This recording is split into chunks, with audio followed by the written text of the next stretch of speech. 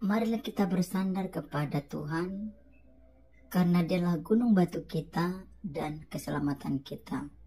Janganlah berpaling daripadanya, karena Dia pemilik hidup kita. Shalom. Mazmur 100 ayat 3 dan 4.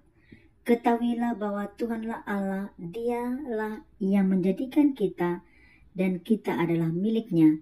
Kita adalah umat gembalanya dan kawanan domba gembalanya. Masuklah melalui pintu gerbangnya dengan syukur, dan ke dalam pelatarannya dengan pujian. Bersyukurlah kepadanya, pujilah namanya. Kiranya firman ini memberikan kita kekuatan dan kita tetap bersemangat untuk melayani Tuhan. Mari kita semangat, mari kita menginjili dengan media sosial yang kita punya. Biarlah banyak jiwa dimenangkan. Tuhan Yesus memberkati kita. Shalom.